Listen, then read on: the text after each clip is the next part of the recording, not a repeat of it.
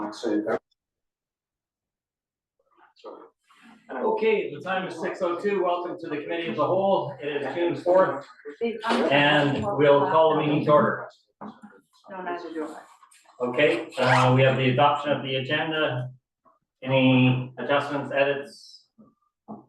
I'm wondering if we could move up the grant aid application 7A1 up after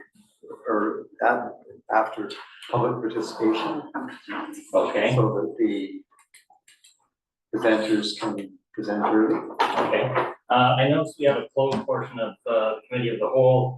My recommendation is we either put it in just behind at the end of the open portion, or if we run out of time before the 8 o'clock special meeting, we put it in after the 8 o'clock special meeting. Okay. Just so we can get through. It's a long, there's a lot of. So the 8 o'clock meeting, special meeting is scheduled to start at 8, regardless of what else. I wasn't sure about the sequence. Okay, that's fine. Yeah, so we either, if we wrap things up quickly, then we'll just move right into it. So no, if we wrap things up, we're going to take a break until 8. What you said. So I move close to the end of this committee call. Yeah, that's what I'm. Yeah. And if we finish before 8, we'll just take a break and come back to 8. Yes, exactly. Okay. I also would like to put something in under section 8 new business, which is this regional district package I sent to council. And I'm package. Can't remember where it was. Yesterday. It's pretty straightforward. I'll explain when we get to it. Is this one you handed out? Yes. And I've also had. Yeah. I sent it. Here's a hard copy. Yeah, okay. The memorandum. Okay, anything else? No, okay, all in favor? Aye. Opposed? Motion carried. Okay. We'll move right into the public participation. If there's anyone in the gallery that would like to speak. Okay, we'll move online. If there's anyone in the online gallery who would like to speak, please raise your electronic hand. Marek Sretsky, trying to raise my hand here, failing trolley. Any chance you can hear me and allow me to speak? Yes, we can hear you. Thank You got Marek? No worries about timing. I look at the agenda. I'm quite impressed that we're making with the project that I was suggested for a long time to bring the water from Alberta Creek. I even talked to you a couple of months ago about it, if you remember. My little worry is to rush too much with this without having a true cost. Some scrutiny to the budget proposed might be in order to define it better. In my opinion, it should not be as much. Looking at the proposed budget, it appears like $1 million project to me. So I strongly suggest more scrutiny to the costing of it. And I think we are obligated to go to public tender for the pricing for services. This is a public money, this is our money, and it has to be looked proportionally for the best buy for our buck. Thank you very much. Okay, thank you for those comments. Anyone else in the gallery? Please raise your hands. Your hand. Okay, with that, I don't see anyone. Okay, with that, we'll move right to item 7A1, which is a grant request. Now, just to review this, there's a total of 13 applications totaling $11,595 and approximately $5,500 in kind. We have applications and explanations.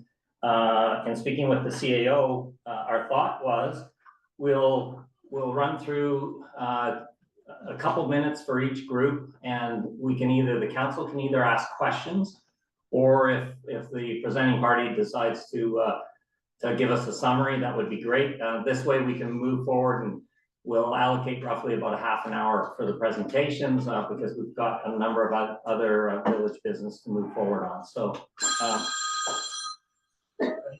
Just a recommendation, if you want to, Blackwell? if you would like to council would like to shorten it up even more. Council has all the materials, hasn't had an opportunity to review all of the submissions. So my suggestion is take this time to ask any questions of those in attendance. And if anyone in attendance has anything further to add, rather than replicate what council's already seen, then that can be the opportunity. And it's, of course, council's prerogative. Okay. Thank you for that, and apologies for the telephone call that was from the school, my Oh, one of almost those. daily call. I didn't get one. I didn't get one today. Okay, so with that, we'll move into the presentations. And is there any groups in the gallery from the grant applications that would like to speak? Okay, why don't, if you don't mind Remember to say sure. going to the Okay. podium and Sure. announcing who you are, and Okay. My name's 15-time or Brenda. 15-year mayor of Lions Bay. Thank you. So thank you, council, for inviting, and Ross for thank you very much for giving this opportunity. Really, I believe that council is very familiar with the Remembrance Day celebration.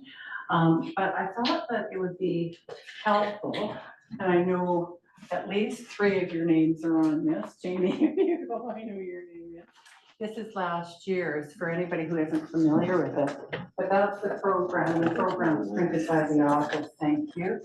And it's a folded program rather than a stapled program.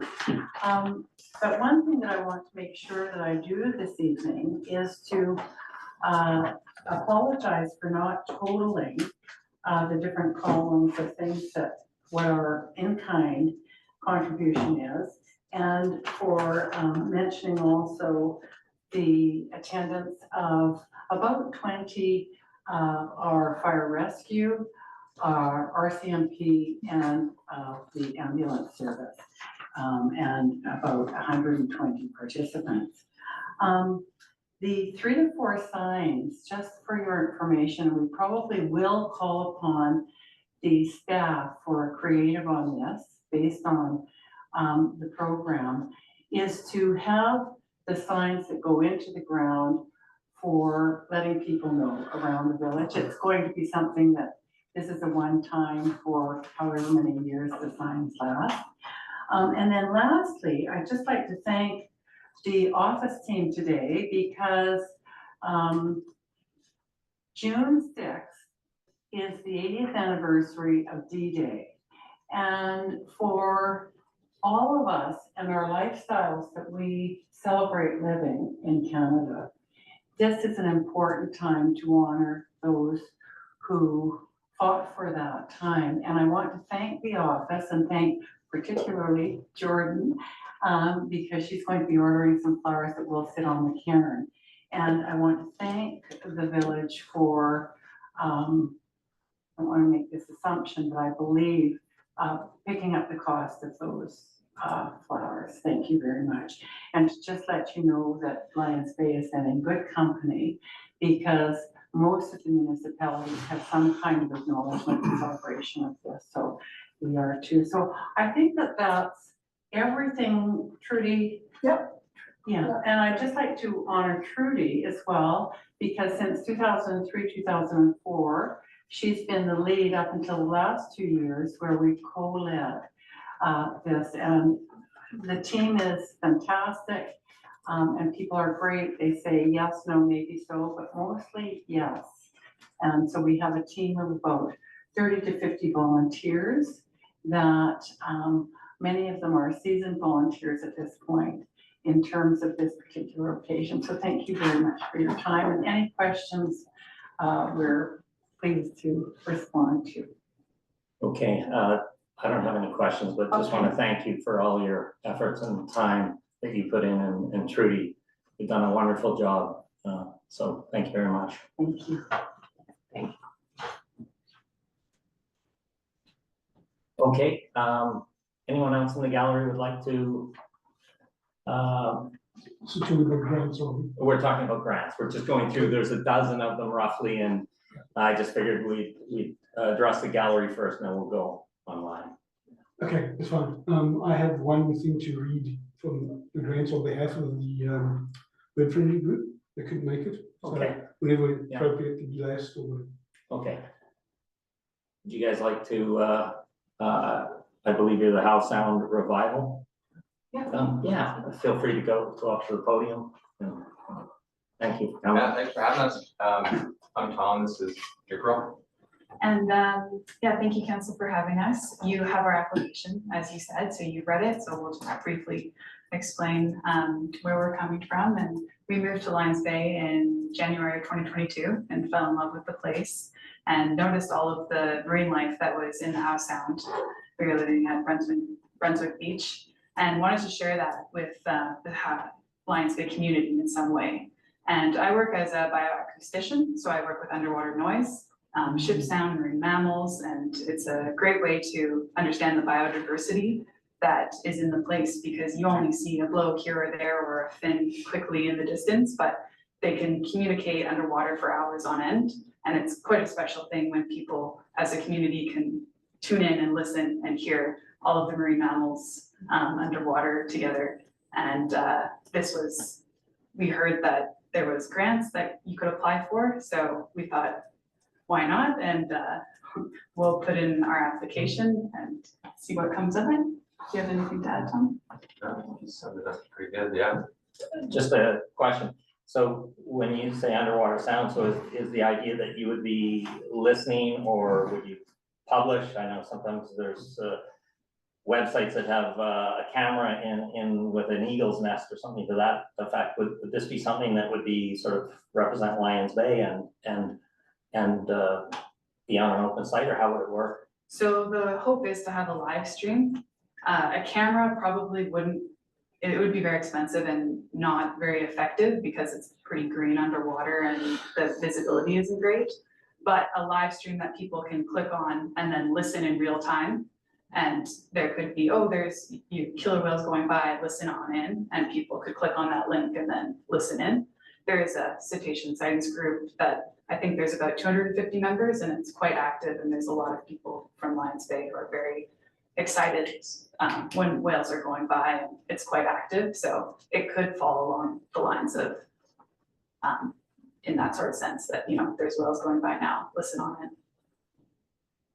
Right, I happen to be one of those members on that site, and I'm surprised it's almost every other day or every few days that there's whale sightings and that, which is absolutely amazing. It's, you know, for Lions Bay for over the last dozen years or so that we've lived here, it just seems to keep getting more active all the time. Any other questions?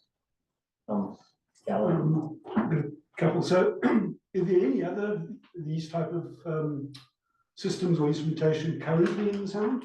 So there's no hydrophones I know of in the sound, but as you go further north, there's Orca Lab and there is Finn Island Research Station, and it's called the BC Cetacean Hydrophone Network. So there's about 9 of them on there that all have a setup like this. Theirs is quite advanced and very expensive systems. But there's one further south in the San Juans by Orca Sound, and we've been in contact with them and doing some networking as well with a bunch of them to see what the costs actually are for some of these systems. And theirs is on the cheaper end, but you can still have the quality to listen to whales, but less so further research and maybe more maintenance on the cheaper systems. Okay, but this would be standalone, wouldn't be connected to any of those other groups. There's a potential for connection, but nothing has been organized yet. So Have you, sorry, go ahead. have you explored any other grant opportunities? We're currently, exploring lots of opportunities. Yeah, because we thought there'd be plenty of grant opportunities for this kind of stuff. I guess that was one of my questions was, you're asking for $3,000. Does that pay for everything, or what is the cost you estimate for this program? This was in December 2023 when we submitted this, and this was the budget for the cheapest possible option. But now we would hope to put something that was a bit of better quality and could withstand the house sound with the current and the more that we've done our research. And yeah, we would need some more funds, and that's why we're seeking out different opportunities right now. Yeah, my question was with the other possibilities in terms of different funding opportunities. There's so much interest in house sound, you know, and with the aquarium, perhaps. So, Yeah. And I've been in close contact with Bruce Simons of the House on Biosphere, so we're looking through Raincoast and through many different options for funding, because if we're going through with this, we want to have something of good quality that Right. people can listen in, and it's a nice audio stream, and it's not, you know, wave noise and such happening. I do have a connection with quite a few people working in the acoustic field, so it's just solidifying our connections and networks that we have to continue to do. Okay. Okay, thank you very much. Any other questions? No? Thank you very much. It sounds like an exciting project. Thank you. Councillor Abbott, why don't we go to you, and then we'll go to any of the online guests. Who's recording today? Raincoast. Raincoasters? Oh, You're online. okay. All right, so then I'll have to send this to Raincoast. I was just going to send what I read. Doesn't need to be verbatim in the minutes, but just actually I'll just send it to you. Okay, so I was asked to this afternoon. I was asked to convey this message. Lions Bay Bird Friendly, you couldn't attend tonight, so I'll just read it. Even though, and I can probably answer some questions because I know what it's all about. Even though the bird friendly city certification is a municipal designation, we've tried to avoid asking for tax dollars from the village.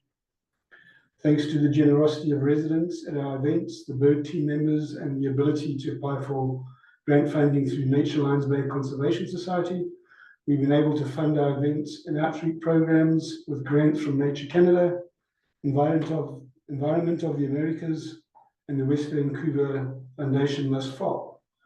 So we'd like to reiterate that at this time we are not asking for monetary funding. Two, with regards to the in-kind use of facilities, we have asked for use of all municipal facilities, not just the hall. And we in fact hold more events in other venues such as the council chamber than we do in the hall. We also may hold more than 4 events per year as opportunities arise. Things may change, but at this time, this is all we're asking for.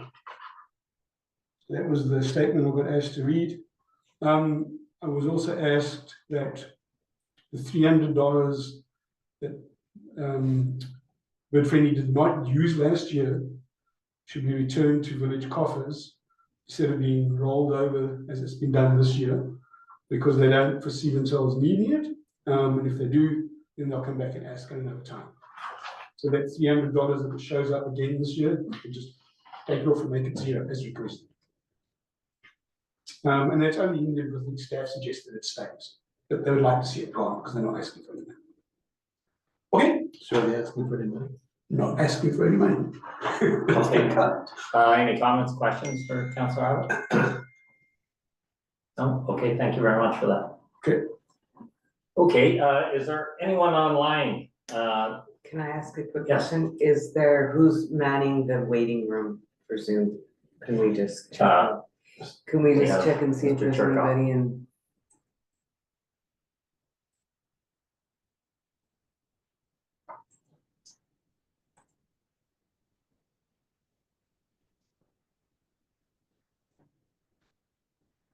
Okay, Mr. Cherkoff, anyone with their hand up? I don't see anything. Okay. All right, well, most of these groups, I think we're quite familiar with them. Is there anything any of the other councillors would like to add before we move on? No? Okay, we'll move on. I just got a text from someone as well saying they were trying to log in. Are people potentially going to the other meeting? Is there 2 different meeting I times? think there's just one meeting code, as far as I know. So it's going to transition at 8 o'clock into the special. Yeah. And can I just take this There's moment? one more. May I quickly just Councillor Cunliffe, yes? make a bear sighting? I just saw one at Kelvin Grove. Good. Crossing I'm just reporting. Was it being good? Yeah, it was being good, but I just, Not it's heading supposed to the to. highway. When they have well-being. No, he was headed, Is this under new business? this is exactly, yes. As long as he was being good. Thank He you. was being good, but I know I'm supposed to report a sighting, and so therefore, Consider it sorted. thank you. Okay, good. Okay, if there's no other comments or questions, we'll move to item number 4, review and approval of the minutes of the prior meetings. So do we have a motion to approve April 2nd, 2024 minutes? And what page does that start? Page 4. Thank you. I have to keep my track record check. You can tune in from home, Yeah. so you won't miss anything. Okay. Thanks. Well, Thank you, guys. Thanks, guys.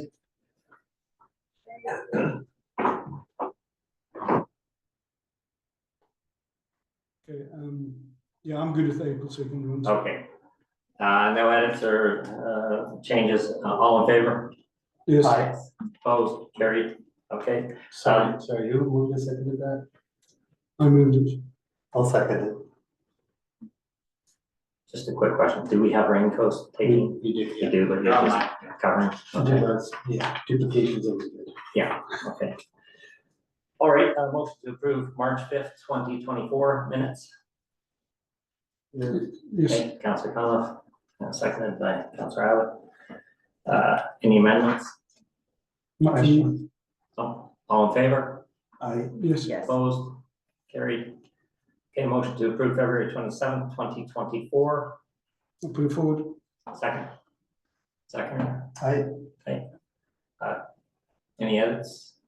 I have one, Amendments? on page 11, second paragraph. It's talking about the Climate Action Committee. And then it says, including the establishment of a climate action hub and the potential for geothermal drilling as a green energy source. And then it goes on to say the hub project was proposed to move forward with the study. That certainly didn't come from the Climate Action Committee. I don't know what the Climate Action Hub is. Where climate things happen. I don't know the answer to that. Okay, I So- don't know what the hub is. And and I certainly didn't bring it up.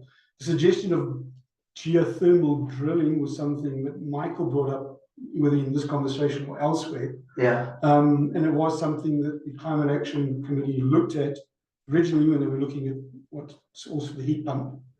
It was too expensive. So it's not the recommendation they've put forward. So that part didn't come from the Climate Action Committee either. Here's what I would propose if I could. Let's strike these minutes from here. Now we'll try to drill into this and figure out. I don't think you need to. Okay, Why don't we strike that second three lines and just say the Climate Action Committee, disaster request from the Climate Action Committee as referenced in the RFD submitted on January 9th, because I submitted a full RFD with what we're asking for, and we all looked at it and read it in multiple meetings. So we don't need to restate it, but the rest of it, just strike the rest of it. It wasn't the committee's recommendation. Okay, in front of that, call the question, all in favor for with the amendment? Yes. Opposed? Okay, motion carried. Okay, motion to approve February 13th, 2024 minutes. so moved. Second? Yep. Any amendments? No, Okay, call the question, all in favor? yes, Opposed? Carried? just a request if I could. Yes? Can you just confirm who you're recognizing as chair, as moving and seconding that would help Great Coast? As well as me, with Okay. regard to just being 100% sure. Sure. Sometimes there's overlap and so forth, so you get to be the arbiter as to Okay. who gets. Thank you. Motion to approve February 6th, 2024. I'll put that forward. Councillor Abbott, Second, second Councillor Bowden. Amendments? I have one. On page 21. Said a request was made to fund a UBC study to understand the breakdown between surface and subsurface waterways, etc. I think that's in reference to the UBC study that's been in place for several years. It's not a request to, I mean, you can maybe, the statement could read, a request was made to continue with the UBC study, if you like, or something to that effect, but it's not a new request. It's been around for a long time. And I think we put $2,000 towards it, and they don't take it, and I think they're meant to take it. I keep saying they're taking a lump sum. I'm not sure what they've taken so far, but it's probably built up to multiple 10, 16, 18, whatever it is now over the years. It's not I wrong. can't recall that. Is there any data or any information that we can look at from that study, or is it just ongoing and they haven't published anything, have they? They've come and presented to us every year, with the exception of last year. Have you reached out recently, Carl? Do you know where it's at? I do, I have. I will be bringing you a recommendation for a change to that situation Okay. soon, because frankly, we've received no useful information at all out of our 11 years of involvement. Is there data? Is there 11 years worth of data there? To the, no, Not that successful to us. Their academic interests are not the same as ours. And I think I mentioned in recent reports that we've actually engaged our own hydrologist.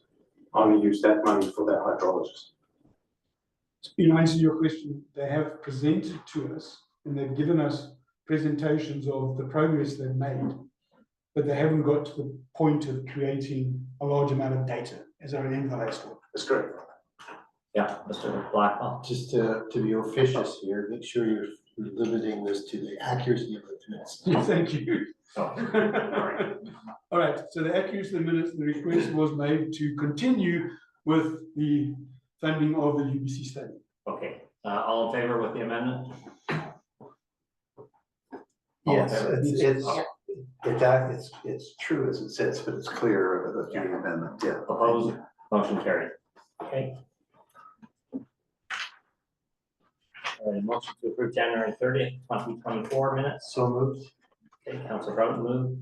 Second, Second, Councilor Abbott. Any amendments? no, All in favor? Aye. Yes. Opposed? Carried. Okay, motion to approve the January 23rd, 2024. move forward. Second. Okay, Councilor Abbott and Councilor Cunliffe. And any amendments?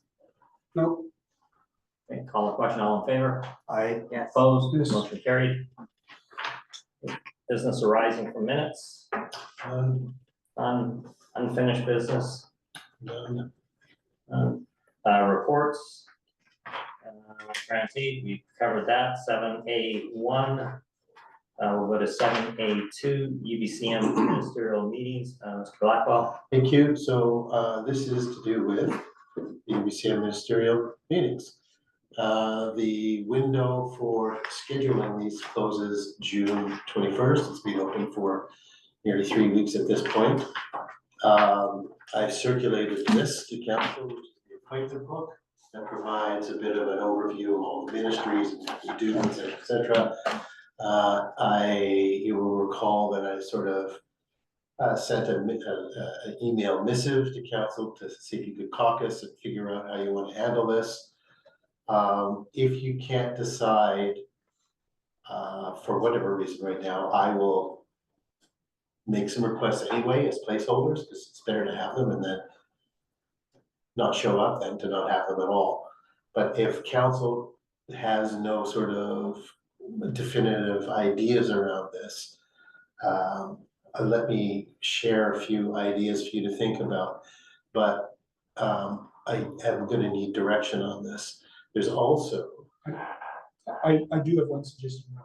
We can do it after you. Sure, Or yeah. we can do it in advance if you like. Well, maybe this is another meeting or a conversation or something because there's also rationale that has to go into this too, right? So the appointment book has to, there's sections that have to be filled out. So I don't have to get council. If council says, Ross, just do it, I'll do it, but if council wants to have their sort of I finger. want to explore one suggestion that came from the IC committee with everyone. So that's what. Sure. Okay, we'll go around, Council Brown. Well, I think, Sorry, just one more thing. Okay, There's also BC Hydro that has reached out for the UBCM. Should, and this council wish to meet with, they didn't specify who, BC Hydro, but BC Hydro is making themselves available for appointments at the UBCM.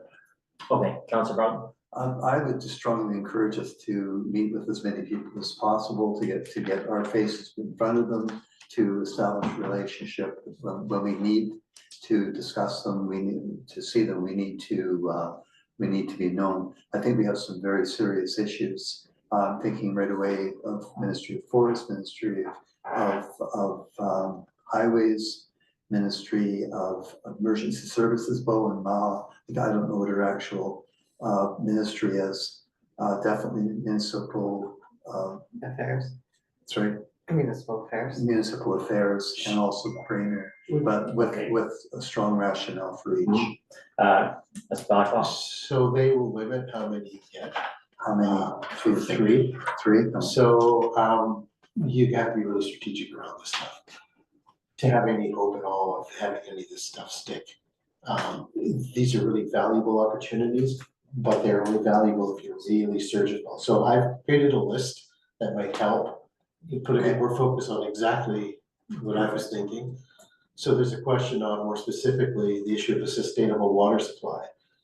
So that might look like, for instance, a connection to Metro Van, which is some $30 million investment. A little bit more than Lions Bay taxpayers can manage, but maybe there is some provincial involvement there that could then link other communities to the south of us. So that, in theory, could be one area that council could petition municipal affairs on. Another municipal affairs question is the question of amalgamation. You may want to kick the tires with the ministry to say, hey, you know, what would be involved if the community ever decided that this might be something that it wanted to look into in more detail? Where do you sit, ministry? Another one is the gravel pit at the north end, conversation with MOTI. There's also the issue of highway noise, traffic speed management. There's basically no cars that ever do 60 along there. So that could be another IOTI specific. And then I'm not, it used to be what was formerly known as Flynn Road, which is now FLNORD, with regard to sort of the crown land and timber licenses and management of that area of soup to nuts. So there's a potential meeting there. All of these, by the way, there's a few more. All of these need a well thought out rationale as to what the background is and what the ask is, which is why I'm saying it's if council can't sort of stick out on the side. So two more would be the Ministry of Emergency Management and Climate Readiness for the issue of EOCs. I don't think Lions Bay is capable of running level 3 EOC. I doubt even the level 2. We're too small. We don't have the training, and even if we did, we don't have, after an 8-hour shift, we don't have another shift to come in. So there's a question about what can the ministry do more regionally to support smaller communities? And another potential question is policing. Ministry of the Attorney General, RCMP versus the potential discussions with West Vancouver. Change of policing, West Vancouver 10 minutes away, Squamish is half an hour away. There may be some advantages, so that could also be an area of discussion with the Attorney General. So those are some examples of what council might. Just before we go to council comment, Mr. Blackwell and I listened in on the meeting, so the points of interest was the deadline is the 21st of June. We can bring 3, or we can meet with 3 ministers, but I believe it was 3 topics per minister. Correct. Was it? So we'd want to be pretty strategic. Councillor Cunliffe? At the LGMLA, there was a motion passed to bring to the UCBM for Metro Vancouver municipalities to have control over the access to the Crown land. So we could make the call to close trails. Every other community in Metro Vancouver was on board with having the ability to have that sort of sovereignty over what is immediately accessed through their communities. So it's not just us, it is Metro Vancouver on a whole.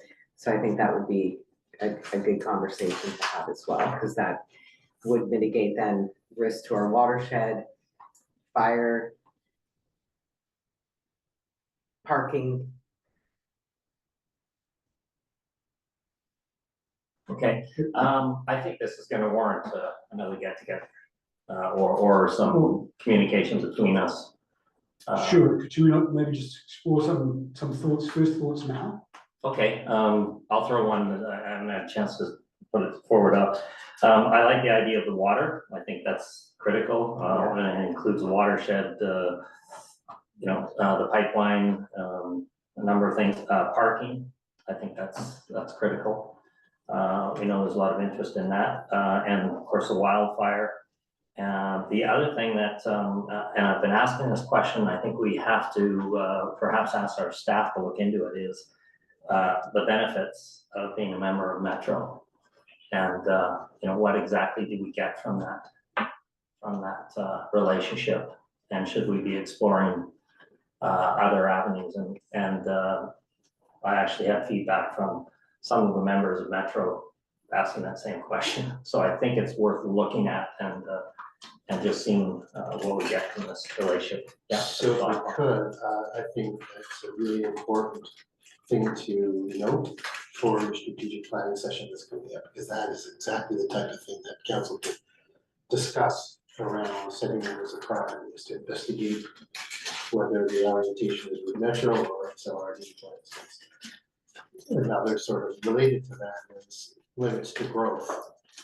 You have a limited tax base in Lions Bay, and there's a very limited opportunity to grow it, but you need to. Not least of which because you don't have a complete community. It's hard to age in place here. It's hard to develop amenities to support aging in place. So think recreational, commercial, on and on and on. Standard, community-based, complete community sort of components. You can't do that entirely in Lions Bay, but Lions Bay can go a lot further. So there's value, again, we're inserting that into this strategic planning discussion. And that may include looking at the potential of annexing some additional land into Lions Bay to accommodate higher density development, as an example. But those I think are perfect for your council strategic planning.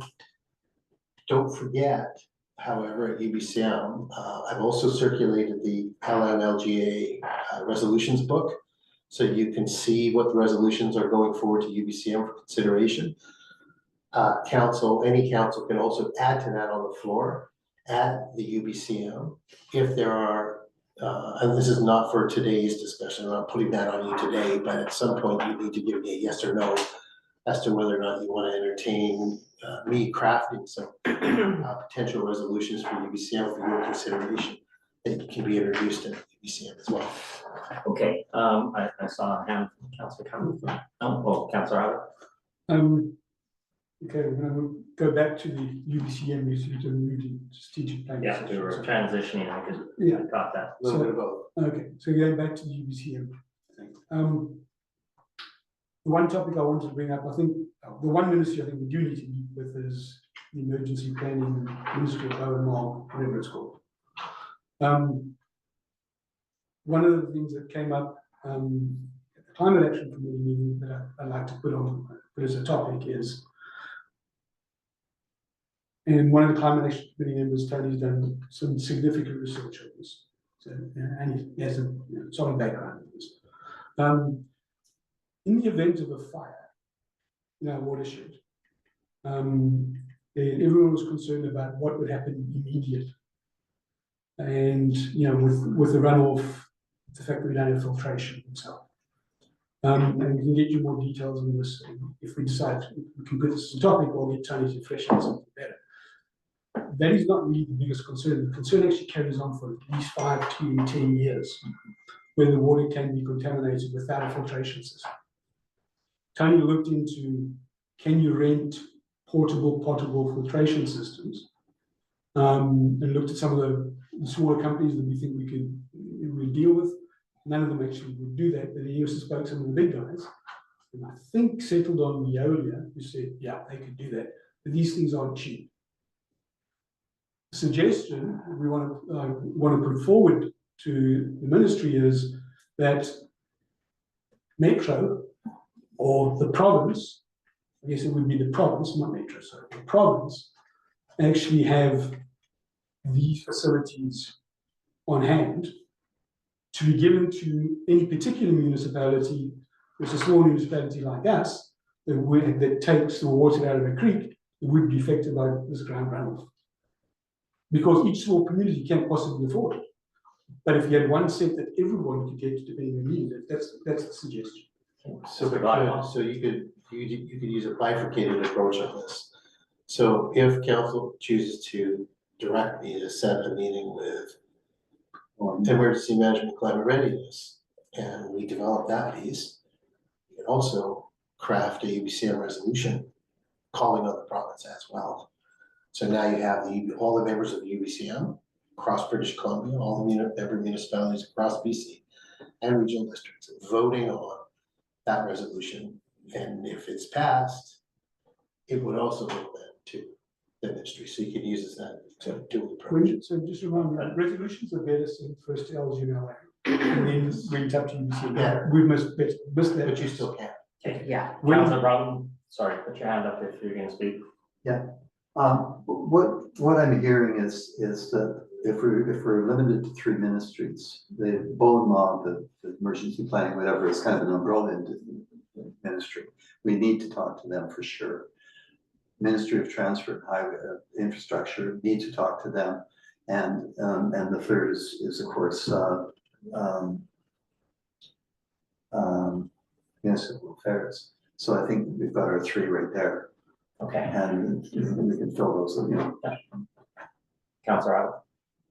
Yeah, I was going to go through what I thought of the other ones as well. I'm not adverse to those 3. Sounds like maybe those are the most important 3. I don't think we should spend too much time focused on a pipeline to Metro. I think we've looked at that, granted at a high level, and I don't think it's ever going to happen. I'm also not sure that we want to join any of Metro's water boards or sewage boards, given what just happened last Friday, to one to our neighbours, which I'm glad we're not part of. We're now going to be paying $700 a year extra just for one Metro badly managed or whether it's badly managed or bad project. So that would give me cause to pause. So yeah, I think maybe those 3 and focus on those issues would be, I think, is probably relevant. I'm not sure what exactly we would do on the. You said what's the one ministry? Highways and Infrastructure. Really, yeah. But maybe it's transportation and infrastructure. I'm not sure exactly what their mandate is. How outside of highways and roads, what else is actually? Well, they have. Mr. Blackwell, maybe we get staff to start crafting the 3 Sure. ministries and the 3 topics, and then we zero in on it. Sure. And Sure. I think that'll get it focused, because we've got to kind of land on this by the 21st, so. So let's come back to the meeting on the 18th. So maybe, I think we have to be a bit quicker than that. Okay. So what I propose is I will craft something. I will circulate it to council for input, please. I know council has a hard time responding to my emails, but you gotta start. So I'll circulate it, and I need the input, and then I will move it forward. A wee bit of fly in the ointment is I think I'll be out of the country somewhere next week for 2 weeks. I don't know. Don't have the tickets, so not sure where I'm going. If I'm going, it's possible, be gone for 2 weeks.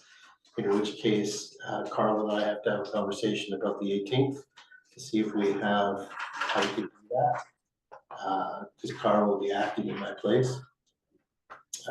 So we'll have to figure that out. Which is why I want to avoid bringing this forward to the 18th. Okay, Lack of I time. want to get it done ahead. perfect. We've gone around the room a few times. Why don't we move on to the next item just so we can keep going unless there's some last minute. Can I just interject? Yeah. If one of the intentions is to speak to noise on the highway, and specifically to do with average speed over distance, piloting or whatever, that is actually the Ministry of Public Safety, not highways, believe it or not, because it's a law enforcement thing, if that's your intention. But I think staff would need some sort of direction. When you say Modi, what do you want to talk about? I guess what I need to know. I think probably the pit, access to the pit and they're also, I believe they're transportation and infrastructure. So also they may have some housing information as well, Well, and infrastructure to support that, so. so that would be the It's Ministry of hard to Housing, but It's not, if you're talking about a grant up there, that's actually the piece of land that we're looking at there is Penrose. But that's now just a farm council thing. We don't need to speak to the ministry about that anymore. That's the ministers approved that. So I think So what I'm maybe- saying is, maybe what is somebody it else you would need get to talk to better- them about? better at that. okay, we'll leave it to staff to come. put Your together a best list. recommendation. Yeah, your best recommendations and we can give our Right. comments. Yeah. Okay, Just last comment. one last thought, my personal opinion on, you threw out some other large ideas there of amalgamation, spreading out borders and all this kind of stuff. I think it's way too early to discuss that with any kind of ministry. I think that definitely need to start with the planning session, And residents. some resident engagement before we even decide Town what hall. path we need to go down. Okay, Mr. Blackwell. So to be clear, don't hold back.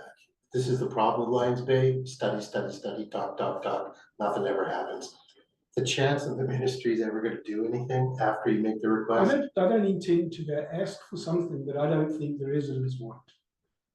If that's the case, just because you think it's a good idea, to be honest, I think we need to discuss that. what I'm saying is the council can have the conversation with the ministry to ascertain what is involved. Not to get any commitment to do anything, but to establish a working relationship to understand what's involved.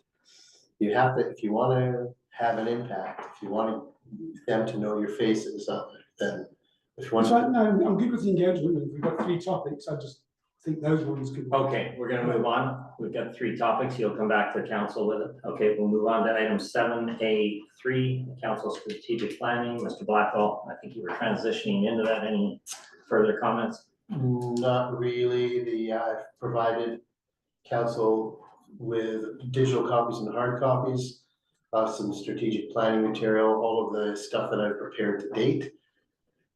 Some of it's just for reference to help orient council, on this matter of strategic planning, which is critical, because as you know, it's gonna be the core of where the resources of the community are focused, that is financial and staff.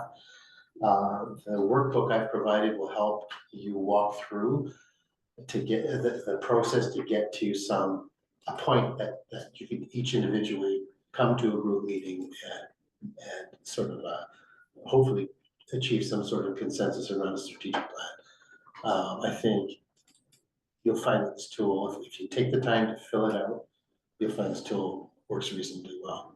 So if while you're doing it, you have any questions or I can support you in any way around developing the material, please let me know.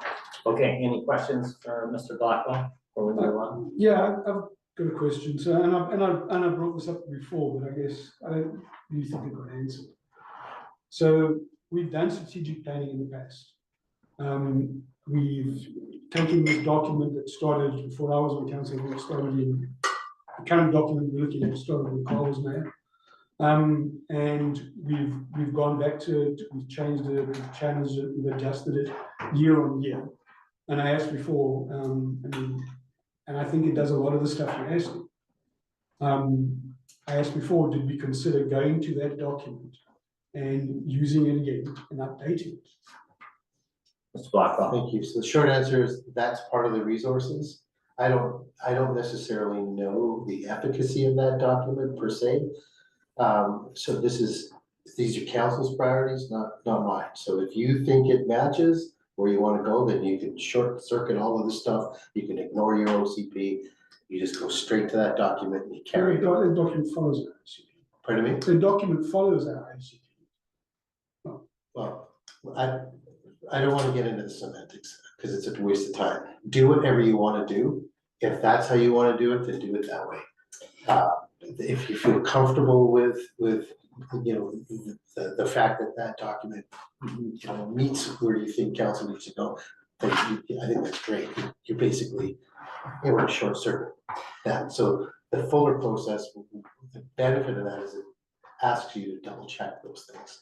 Make Mr. sure. Blackwell, could you review that document and see how it might fit and comment how it might? Well, I don't wanna do that. I mean, that has to be council's direction on this one. I mean, because it may be my opinion. I would say that that document does not reflect the current issues. That's a stale dated document. I think there's some value in it, but it's not current. But that's just my view. This is council's strategic plan, so I don't wanna bias it with my views. As I say, if you're comfortable with any of that material, then you can sidestep some of those steps. Or you can use that package to confirm the validity or not of any of those components. That's what Councillor we've done. Councillor Broughton? Yeah, I don't think the vehicle that we use is as important as that we get on the road. So I think, you know, we need to get a commitment of a time to do this. There's been real difficulty in bringing council together and, you know, focusing on this particular activity. So I think we need to get that booked and happening. Okay, any other comments before we move on?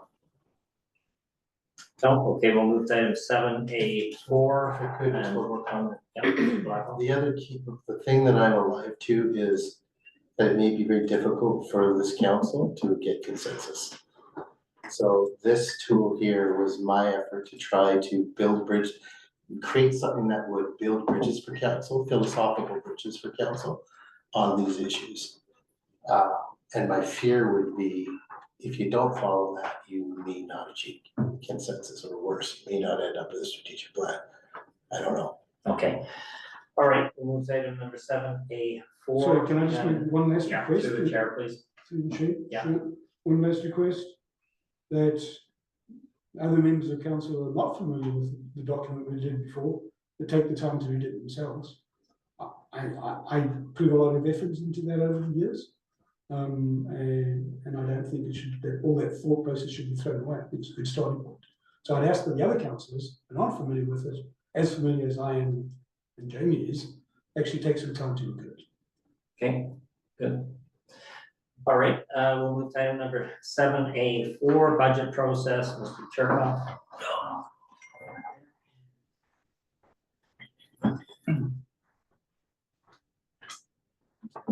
So the, Sorry, I'm just gonna interrupt for 1 second. I see one of our residents standing outside, and I think they're anticipating the start of the meeting.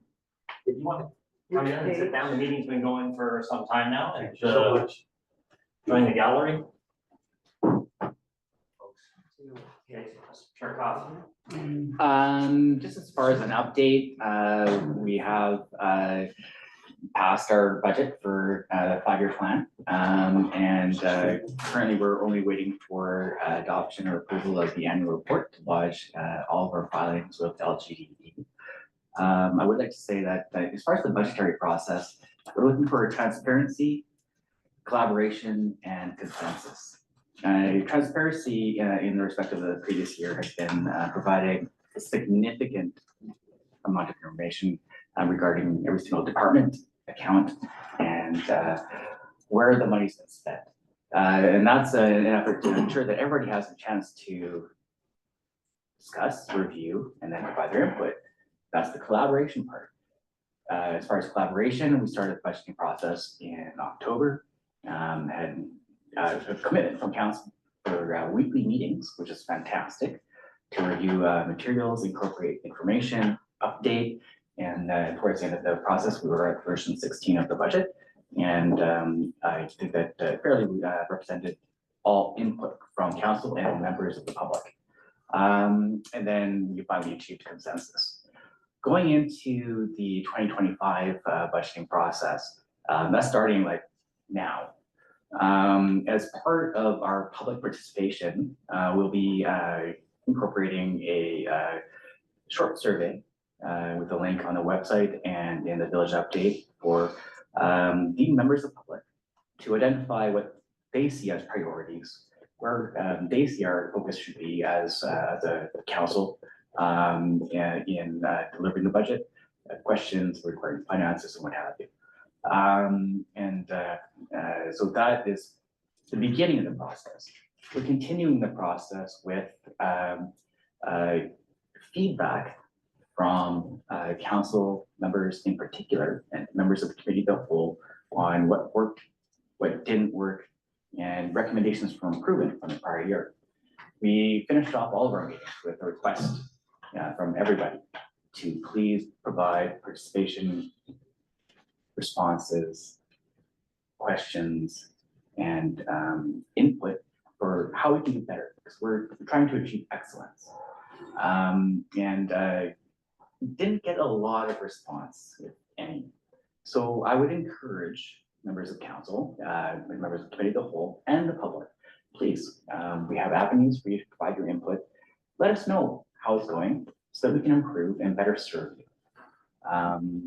So that is kind of the update for now.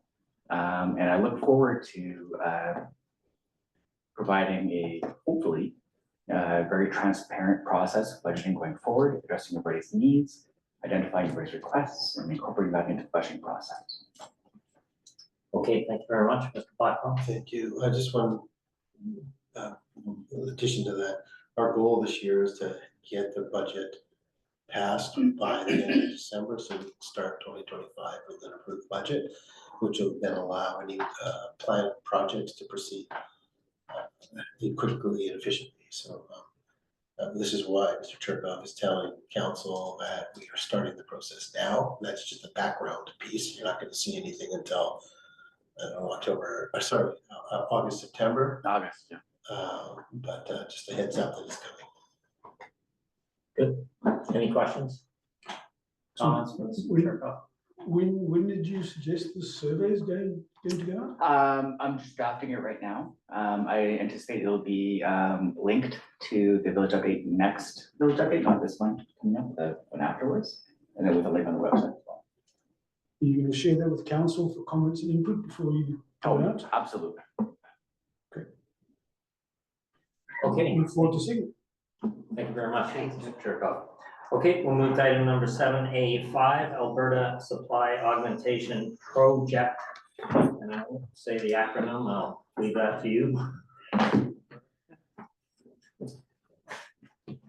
you. The report is in the package. I, of course, would be pleased to answer any questions about it as I go along. I don't intend to belabor every point in here. I think what I will just do is direct the committee's attention to the strategic considerations piece, which is on page 5 of the report.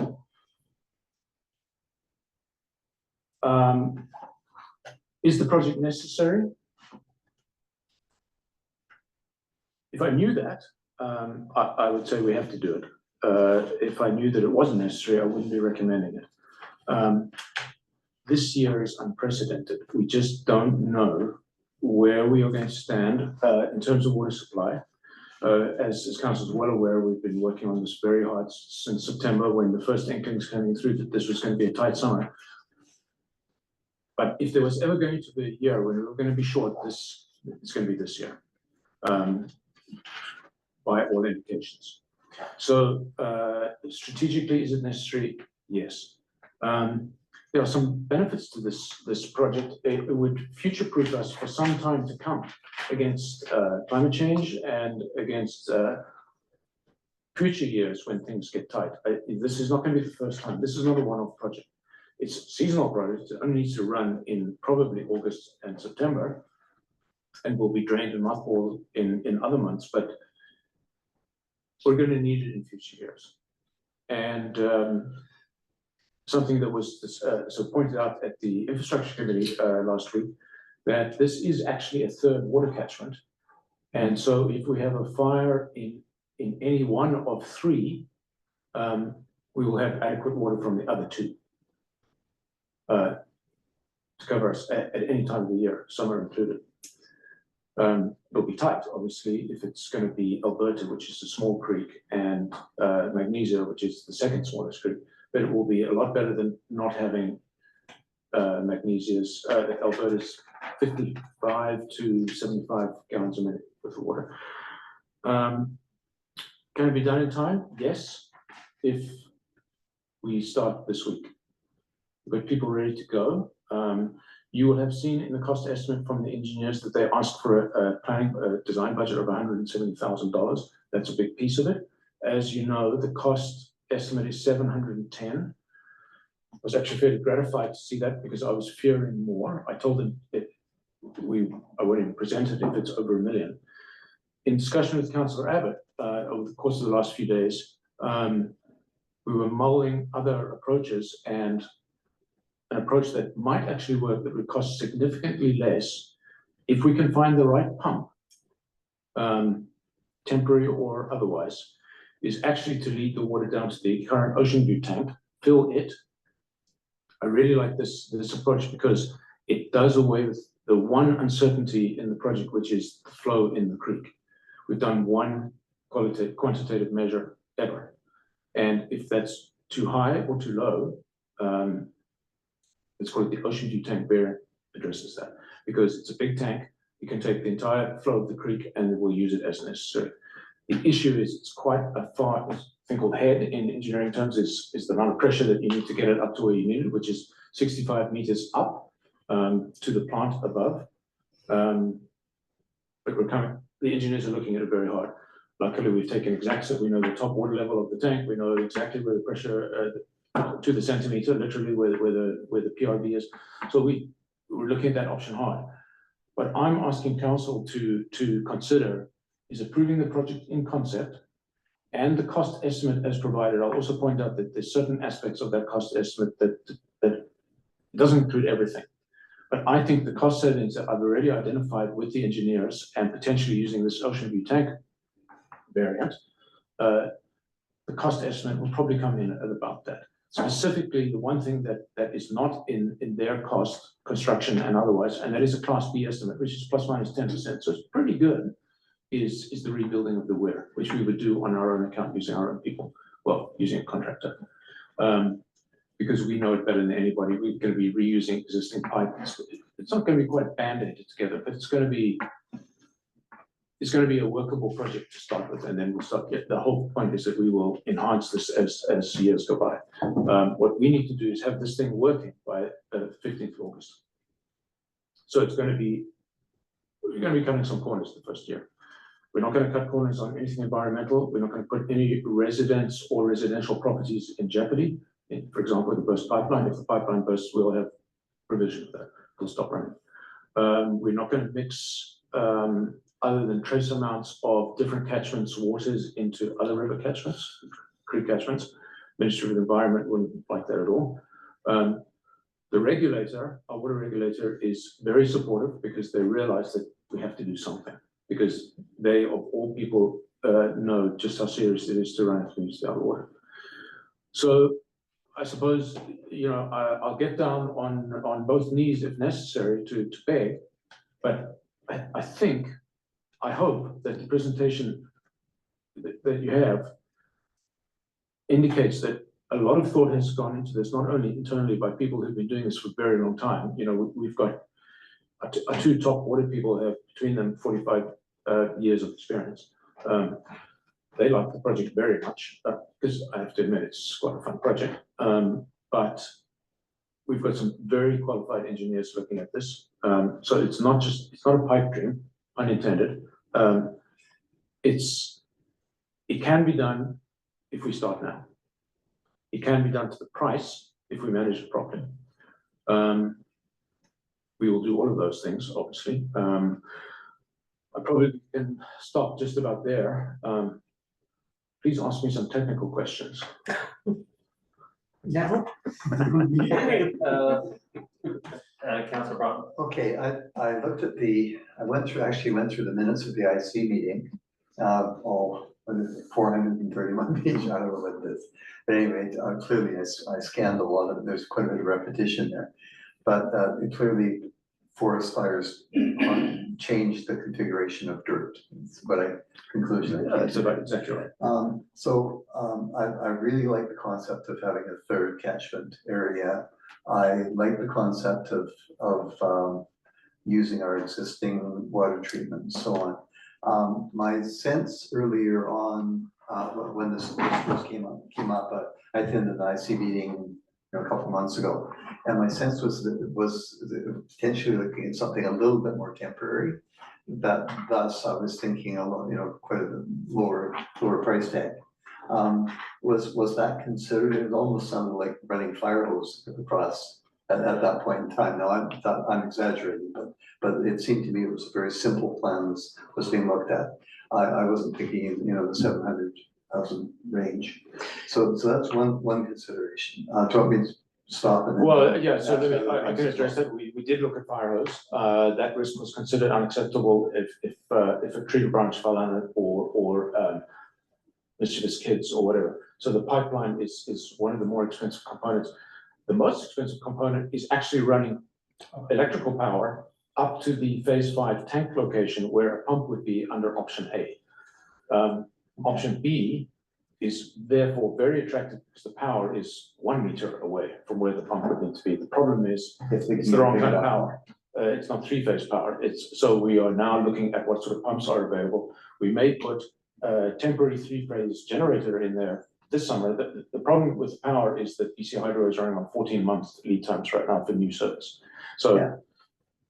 we can get it in for next year. So the answer to the question is, we've been mulling this for a very long time. This is in the infrastructure master plan of 2016. So it's nothing new. This is sort of a current variant for an achievable price. I've given you an understanding of how we could fund it both in terms of cash flow and in terms of debt or draws or whatever extra taxation.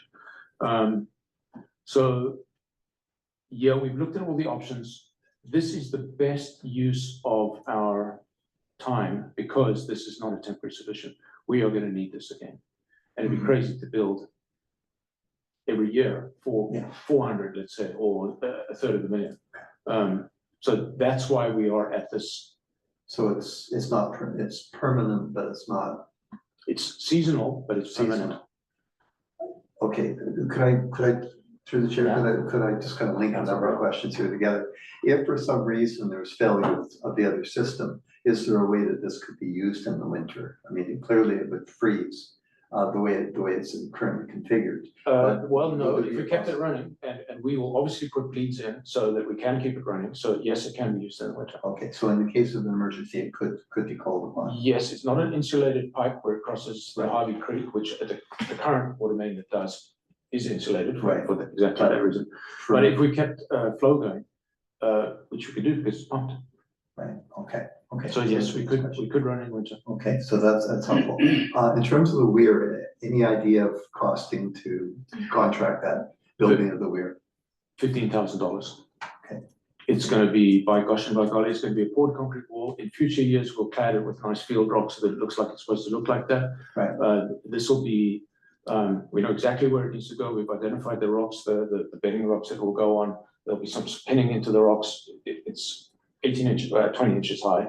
It's not a big structure. Okay. It's not going to be in your face. It's not going to be really, but it is going to be aware. But there's always been a weir there. Right. It got washed away in a flood 24 years ago. Okay. What's the biggest concern for cost overrun? The pipeline. If the pipeline turns out to be more difficult than a very qualified contractor has estimated, there will be overruns. When you say the pipeline, do you mean cutting it into the forest or the hillside or? Well, it's not going to be cutting, it's going to be dragged in.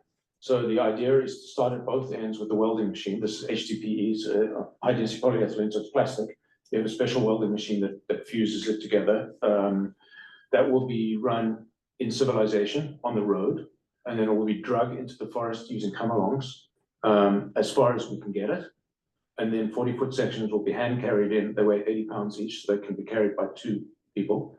And then they will be connected with couplings. We considered dragging the machine into the forest. Not possible. It's very steep. It's very rough. So that the uncertainty is the pipeline. So we've been pretty conservative on what it would take.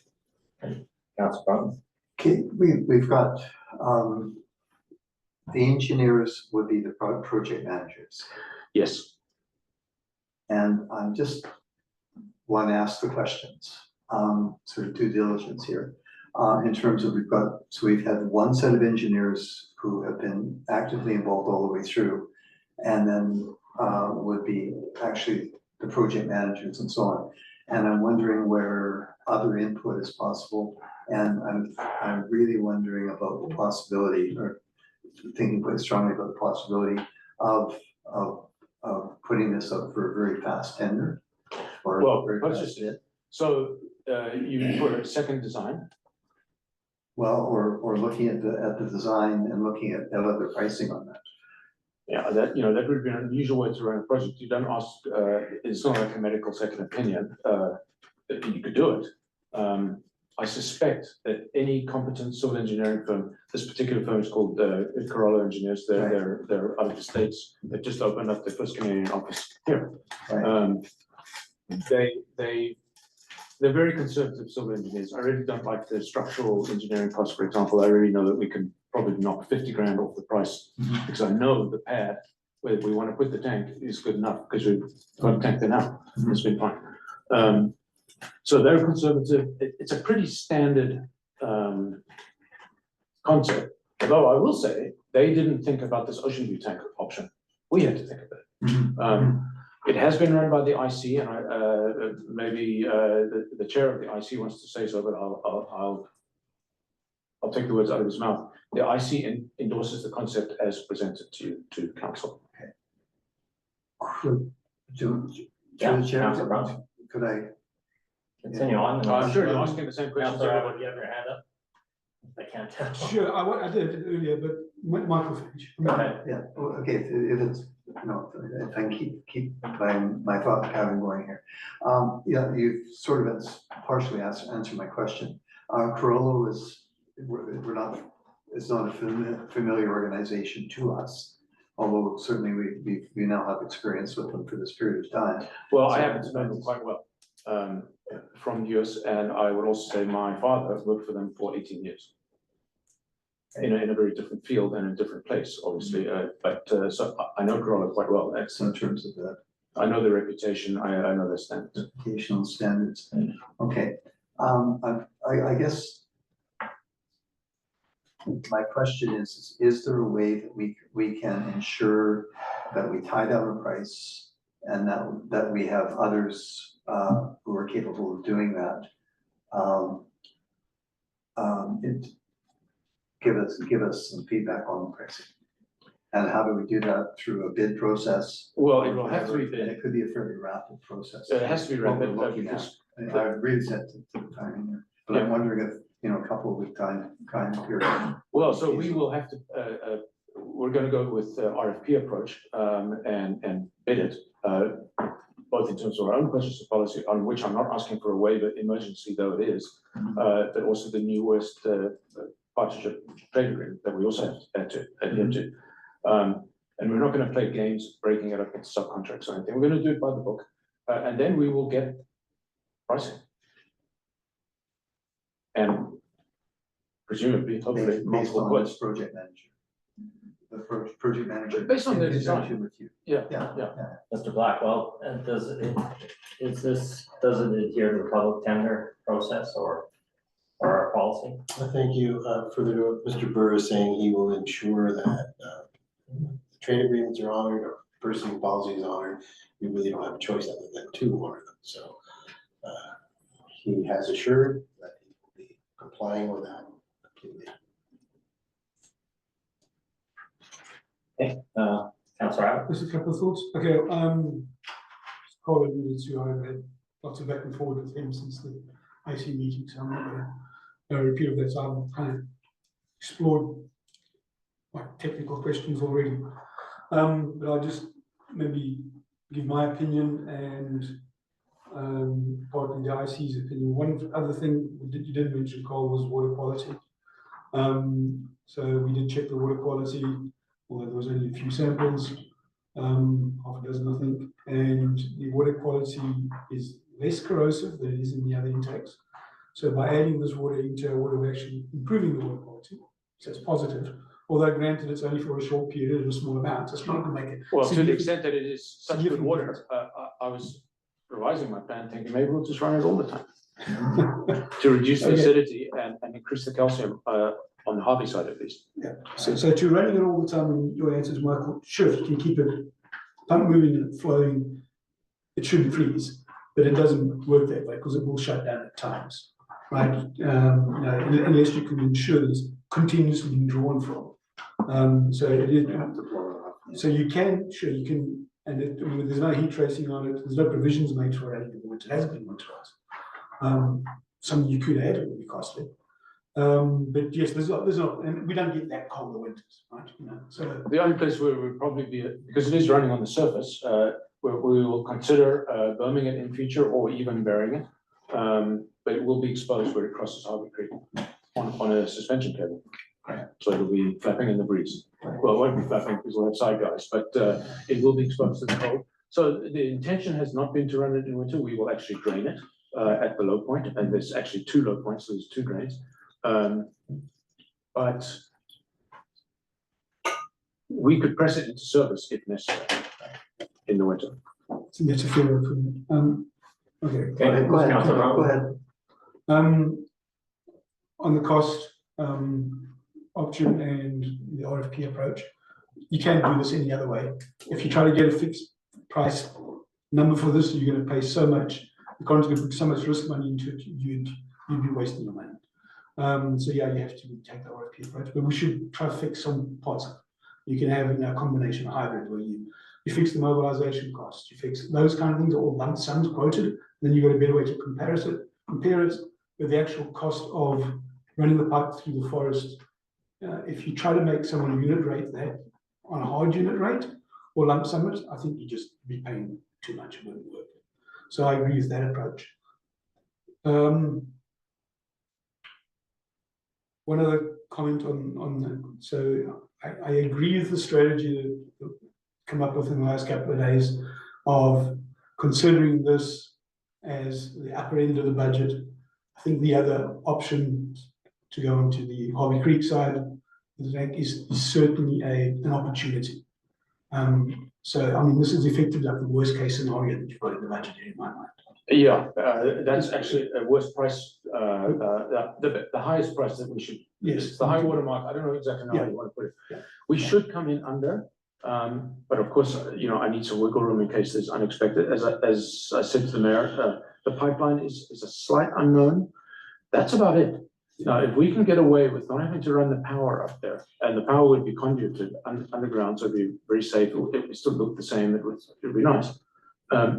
So if you're that confident, why aren't we doing a public tender then? Don't have time.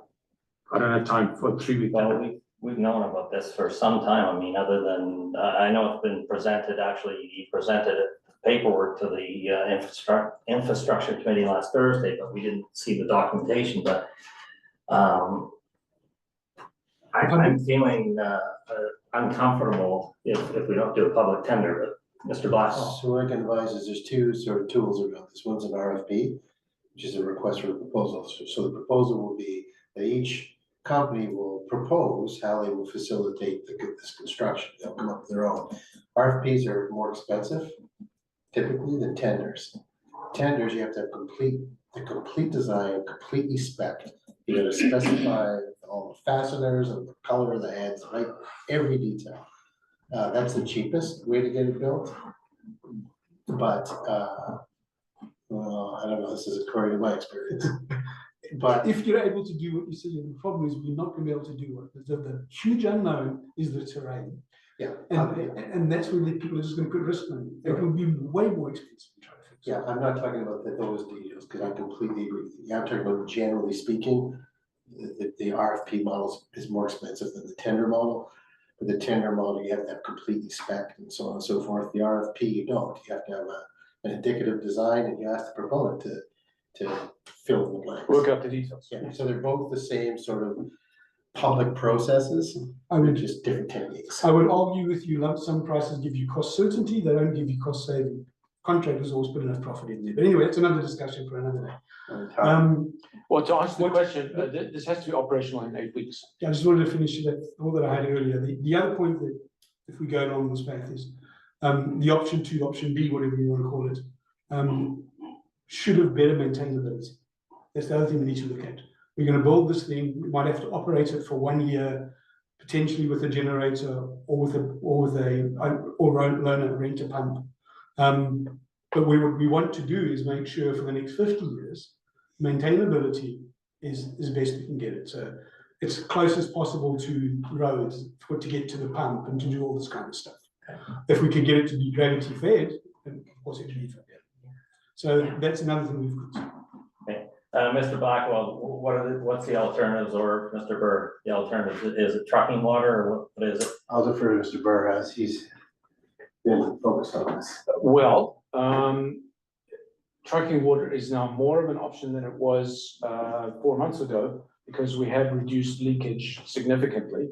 So our leakage rate was previously up over 70%.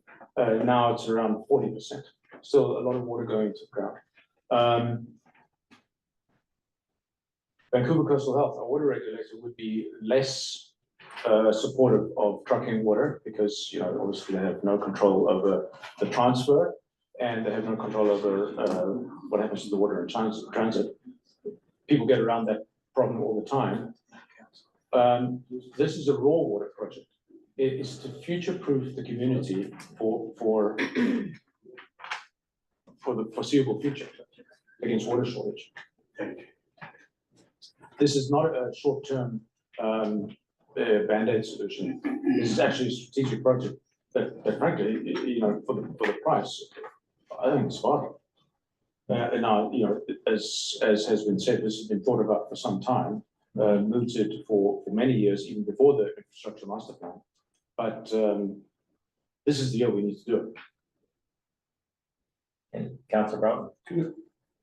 Go ahead. Just one comment on the trucking. Sure. I think at one stage we tried to do a calculation of how many trucks you need and what turnaround time it is. It's not even feasible. Yeah, it was 38 trucks, which means you'd need 2 trucks of 20,000 gallons each, which are very big road trucks. And I don't exactly know, well, I know that there is no turnaround at the plant, so they'd have to back all the way down the road, almost a kilometer. So it's feasible, of course. It might cost as much as 700,000. Now that would be under provincial emergency number, so we wouldn't be paying it. But this is not a one-off project. It's a very fast turnaround, but it's a strategic project. Councillor Broughton? I really like the project, and I'm not trying to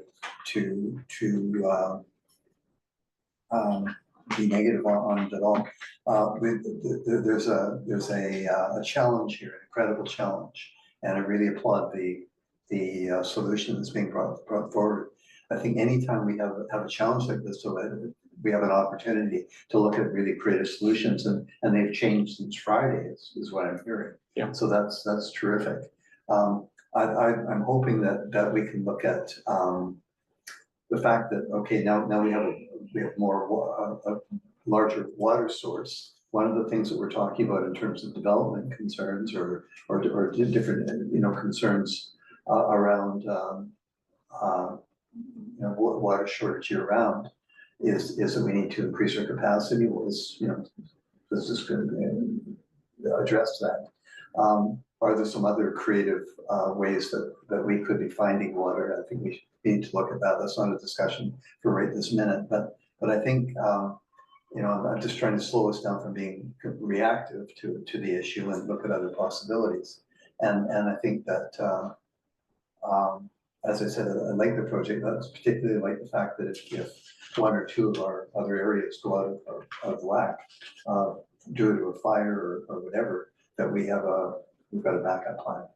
And I'd like to talk about other backup plans too that others have been talking about. But anyway, in terms of this project, I'm really, I do have some concerns in terms of are there ways that we can ensure that we're going to get the best, that it is a competitive process for the contract. So, Well, and yes, hearing that RFP is, there's no time. yeah, by its nature, it will be competitive. And it will be an RFP, so the assessment will be done on a holistic basis in terms of how much do we believe that they can do what they say for the price. So it's not a tender, purposely, because we need some flexibility to assess things on a known points basis. So you're gonna tell them what we need to get done. Yeah, and they will know how we will assess it. Price will be one aspect, time, certainty of timeline would be another, materials would be another, expertise. You can add a few comments to that. Councillor Adam? Sure. A couple of things you want to do. You absolutely make sure you set out a criteria, how you're going to evaluate it. You have to know that in front. Made that mistake not doing that before. But make sure they give you a good method statement. And the person that can really use it, especially with the fusing of the pipe. You're not going to, I don't think you're going to drag it anywhere near as far as you think you can. I've worked with a lot of this pipe, much bigger pipe, much bigger, many kilometers of it. But if you get the contractor and then you're challenging all these assumptions around how far you can pull the pipe, and you can even look at things like increasing the DL rating of the pipe might allow you to actually drive it further. You might pay more. So you ask them to give you those possibilities, and then analyze the execution plan they come up with. You should be able to get a good feel for who's the right guy, and it might not be the guy that got the lowest dollar, but he's going to have the least risk, and especially with the ones that add all the caveats at the end about what extra they're going to charge you for if things don't work at this point. The other thing I just wanted to mention, covering the pipe. Yeah, something maybe we can do that over time. I do think we should try to cover the pipe for security reasons, especially on the VIC couplings. On the fused wells, not a big deal. On the VIC companies, as you said, some mischievous kid or whatever, all he has to do is get up there with a wrench, right? And he can start playing with your pipe. So those things, we need to cover the pipes, especially in those areas. And it's not that difficult. It's not that difficult, and I will say that if the pipe does go down for whatever reason, well, then we don't have that water. It's not mission critical. It's to reduce our risk this summer and in similar summers, and there will be more. That I can guarantee. So yeah, I am concerned. I don't want to give too much detail about where it is and exactly what it looks like and everything for normal infrastructure security reasons. But yeah, I mean, this thing can be enhanced year to year to year with a little bit of planning and incremental budget. So we can, for example, very like all our other water mains are very, and put camouflage wrapping on the pump kiosk so that it blends into all these bad where it's going to be ugly concrete or nice if you like. Because the major cost, sorry, through the chair, because the major cost is the electrical, is it more, would it be more feasible this year to look at generation? Diesel generator, we have considered it. I don't like it. That doesn't mean it's a deal breaker because it had a diesel generator has to be manned 24 hours. So we'd have to have somebody up there, which I mean you can do the math. It's it's doable. But it is a big diesel generator out there. Now, as it happens, we may need to do that if we decide to go the Ocean View option B route, because the power that unless the engineers are looking very hard for the right kind of pump, I'm thinking positive displacement pump at this stage, which can produce any pressure you want, rather than centrifugal pump.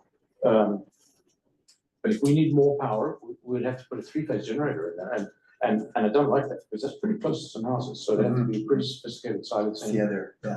Component. So there are a lot of details that we still have to work out. At this stage, I'm asking for council's conceptual acceptance of the plan at the costing proposed, and I've already identified several savings. If we do go option B, we're gonna save $160,000 on electrical right off the bat. The pipeline will be slightly longer, and we may need a slightly more expensive pump, so I can't promise you that it's gonna be a full 160,000 savings. But it's gonna be better than the 710 that I've mentioned. In principle, I think, I like this plan. I know it's been looked at for some time. Merrick talked about that early in the meeting, in the public portion. And you talked about it as well. I do think we should look at the well water drilling for longer term, because I think if we have a forest fire, really it's either well water or pipeline are the only two. Our water is going to be contaminated otherwise. So I Totally think agree. we have to get, my recommendation would be that we get staff to start looking into that, speaking with some of the other communities that have well water, to get moving on that. If But I could just interject. Yeah. This actually lends itself to exactly that, deep or shallow wells, because the pipeline piece. So, I mean, my thinking has always been to explore Alberta first, because the suggestion is that it's more subterranean water. You can tell that by the chemistry. So that's probably a better location for deep wells than the other two creek channels. And now we've got a pipeline that gets it where we need to put it. So, you know, this has ramifications. I couldn't agree more that the wells are probably our best long-term solution. the other point was, I'm feeling uncomfortable that we do have the cost nailed down, and I'm not hearing a lot of confidence in that, and I'm wondering I'm thinking the public tender is for me, that would give me more comfort level. We don't have time to prepare the tender documents. We've got 8 weeks.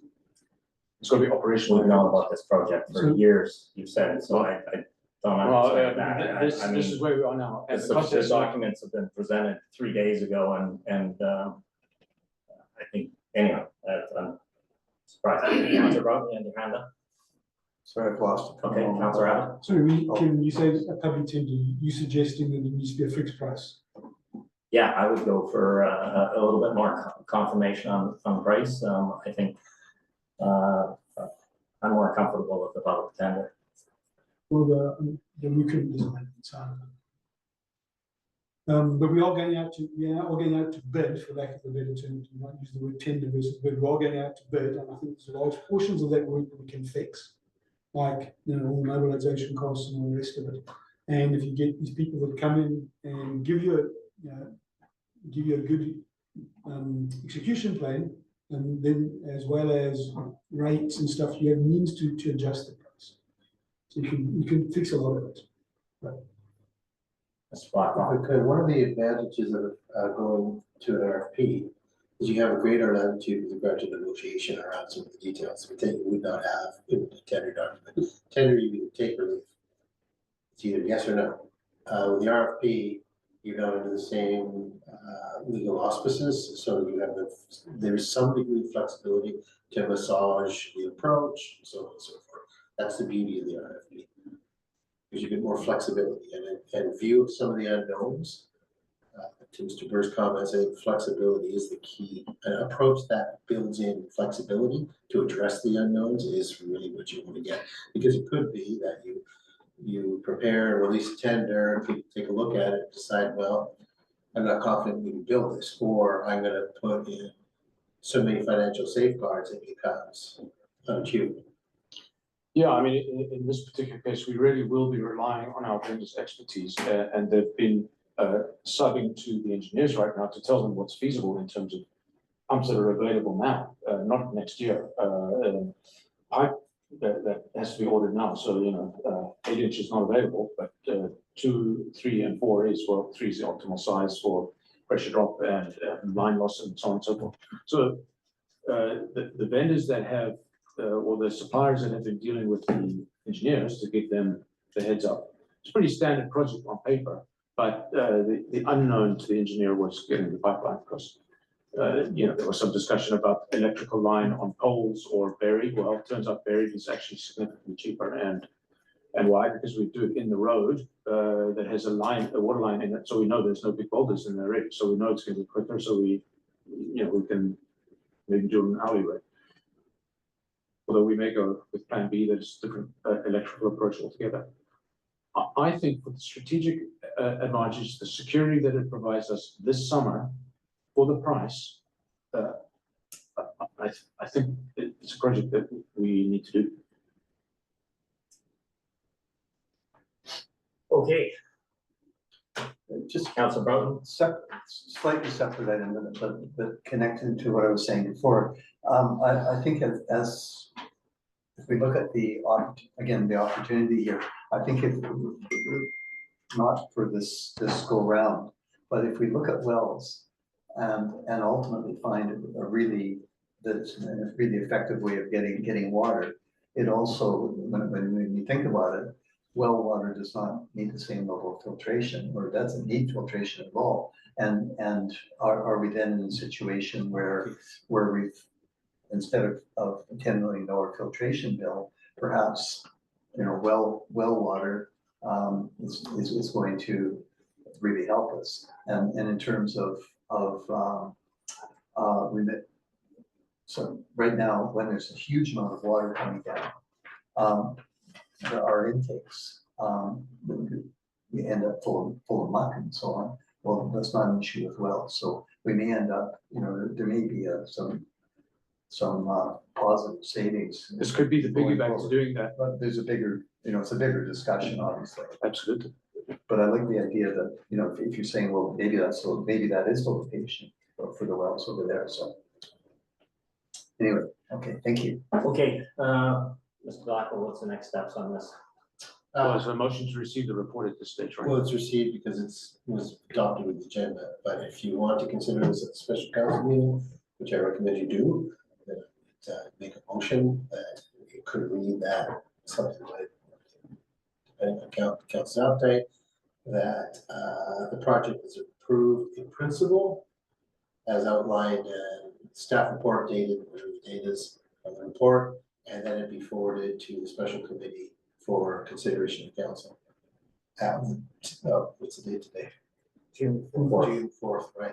To not a special committee, to a special meeting. Council. To the, Special today, council. today, this evening, Fourth. special council. Special council meeting, yeah. I wanted to ask one other question before we did that. The financial considerations. Are we going to discuss those now? You can discuss it now or at the special council meeting. Doesn't matter, as long as it's discussed one or the other. Okay. What else we got on the agenda? All right, let's, We're gonna try we're to running discuss- short of time, so why don't we get 20 minutes here? Let's see if we can get through some of the other items on here. Why don't we refer this then to the special council meeting? We'll discuss the financial options there. Okay, so we have a motion, second, all in favor? Yes. Opposed? Carried, okay, Thank you. all right, thank you very much. Thank you, Robert. Okay, Councilor Broughton, jetty repair replacement ahead of potential loss, items seven C one. You want to comment on that? Yeah, just a quick comment. I shared some photographs with all the council earlier today and had shared those, I think previously as well, and I think my comment with the photographs, the pictures were 1,000 words. It was the king tide of about a year ago, about a year and a half ago, actually, December. And I think just the fact that I was just wondering what the update was with the potential for the repair of the jetty. Mr. Blackwell, any updates on the Just a quick- jetty? In a nutshell, this is something that Carl and I are involved with, we're planning for, and the goal is to, through the beach park project, have that constructed. So it's this year. And the TransLink connector funding? Okay, and all right, just to review, task force on pathways and TransLink recommended the jetty as their #1 project and the staircase at the council here, #2. So, okay, any other comments? Could I just jump on number 4 there as well? I attended an international presentation last Thursday. Sorry. You've got to go to the next one, the sequence. Yeah, #7C2, action highway noise. Okay, I think you did cover over a little bit of that, but okay, I was just gonna reinforce number 1 with number 4, but Oh, sorry. okay. that was my point.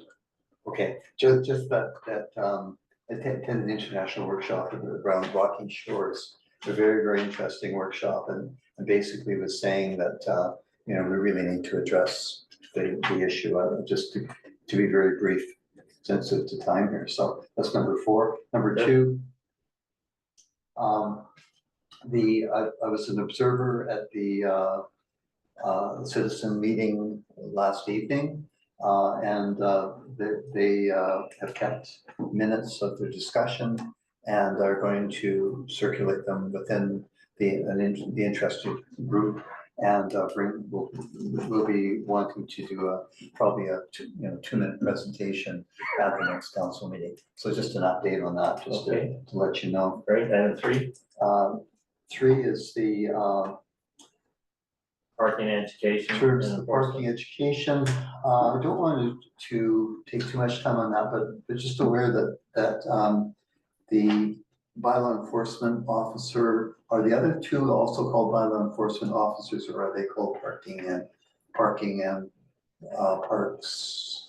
Do they have a different title, or are they all 3 of bylaw enforcement officers? Basically, they're all technically bylaw enforcement officers, because they're all enforcement bylaws. However, those 2 positions that are seasonal, the actual title used is parking and parks patrol officers. So that's the Patrollers. definitely their focus. Yes. Will be, okay. Okay. Just wanted to mention that one of the residents, Rebecca Casperson, spoke at the last meeting, very concerned that this, that our parking issues be addressed. And so really pleased to see that's occurring. I had a number of points that I was wanting to share in terms of possible approach, but I'll just share that with this CAO, and I think I've already done that. Okay, great. And item 4 you covered, and I can just to add just a brief bit for the community overall, can advise that the emphasis of the parking parks patrollers will be a shift schedule designed to, at this point, go from early in the morning. We have to determine how early, but let's just say for argument's sake, 6 a.m. Through to 10 p.m. at night. That's still fluid. We're trying to figure out what the optimal is. We may be adjusting that depending on how well it's working, but just so it's an indicative sort of target, just to give the council and the community a sense. Staff will be trying to pay attention to parking, the beach parking lots, and roads, well into the evening and okay, we'll move right to item 8, new business regional package. Could I just pick up on two items I think that came out of the parking task force for more high profile of the bylaw enforcement officers, and I noticed bylaw enforcement vehicle highly profiled outside the village office here with the yellow flashing light and signs on the side and so on. I think visibility is really important, and so really applaud that's occurring. Also that there's I noticed some signs outside the office today that are information signs that I presume are going to be placed once the parking up above is full, that these signs will be put up, parking in, no parking at, and hopefully will really address the unnecessary traffic that occurs up there. All right, Mr. Bach. just to take a quick note, so that vehicle is a borrowed vehicle for Public Works. Courtesy of Public Works, I understand has raised a few feathers. However, it's sort of important, this came before council, you will recall, the notion of a dedicated vehicle because of the significance of its presence, because it's, I think, cheaper in the long run, et cetera, et cetera. So we're sort of piloting this truck, see how, if that is actually true in terms of the significance of its presence. If it is, bring that matter back for council to consider further and see if council wants to do something different about that. All right. I was gonna, Okay, Councillor. I was gonna ask that question, like the point the council didn't actually approve that Correct. previously. Right. Okay. So currently it's getting covered under the public works budget. We're borrowing it from Public Works, so we'll have to borrow from Peter to pay Paul. Okay, just one other thing we've several times we've mentioned, and in the minutes called the highway noise task force and sort of the parking task force. is the plan to establish a task force? Because if it's a task force, we should have terms of reference and it should come to council. Right? We've had this discussion before. Through the chair, we had 3 90-day task force who provided some information to council. And that they were the mayor's task force. So, Okay. So we're going to continue in that way? well, the highway noise group is no longer a task force. It's interested citizens who are getting together and both Councillor Cunliffe and I were invited to be there as observers. It's recommended, I'd say. Okay, Mr. Blackwell, anything else? Only that, Okay, Councillor Croughton, Just- one last item, then we're gonna move on. One, sorry, just that I would applaud the idea of leaving that vehicle where it's parked, being that is where all the traffic that goes up to the mountain and Sunset would have to pass. So if it's not in use, that it's being visibly noted. Okay. Mr. Blackwell, regional package, that's item number 8, we have 13 minutes. Yep, thank you. So I've sent this information to council. This is an initiative from the regional district. Nanaimo, the RDN are inclined, like most municipalities, to push the province to amend the Local Government Act. It's an antiquated document, it's very problematic for a whole bunch of reasons. They are on the last page of the document. This page looks like this, nothing on it, other than the logos and so forth.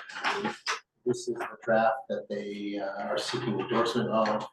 If council is so minded, then I would like a resolution to direct staff to endorse the RDN's approach and complete this and send it off.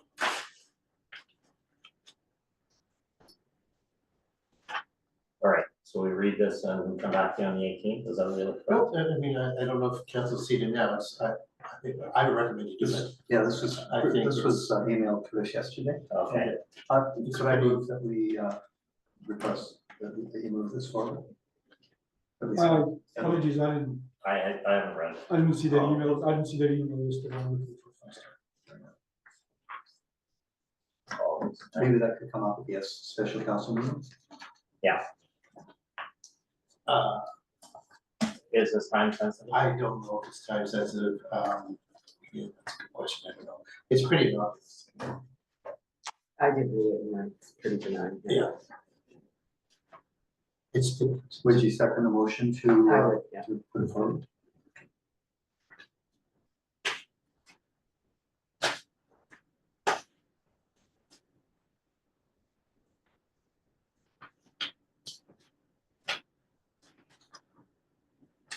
Yeah, I'd like to read it. Okay, no problem. Yeah, I haven't read it. Okay. We'll do this. entirely council. It's not on fire, it's fine. It's something we can clear if we can. We can bring it to the next meeting. Sure. If we have time, let's get this wrapped up, maybe we have time. These requests will come forward to council frequently where local governments ask other local governments for support. Yeah. This is about as boilerplate as you can get. This is just simply asking the UBCM to strike the committee to push the province to advocate for the province to pursue measures to the Local Government Act, modernize it. It's pretty. It's pretty. Okay. Yeah. All right, public questions. Anyone in the gallery like to speak? Please take the voting.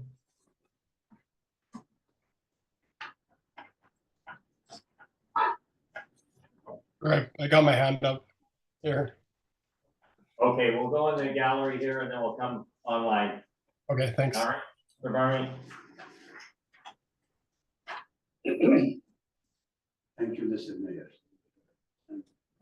I'm giving to all of you. I have a great news for all of you.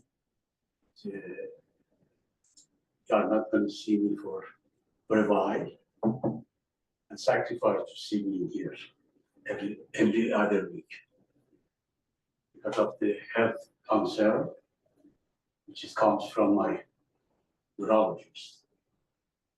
based on the big question mark that I carried for 1.5 years, day and night.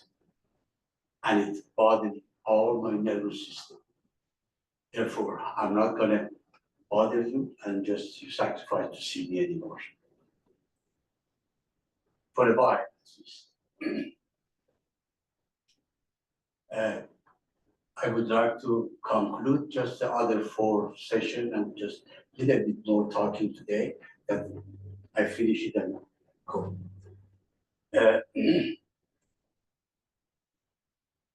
As you know, one of the 4 major of our life is sleeping. The other 3 is, you know that what I'm talking about.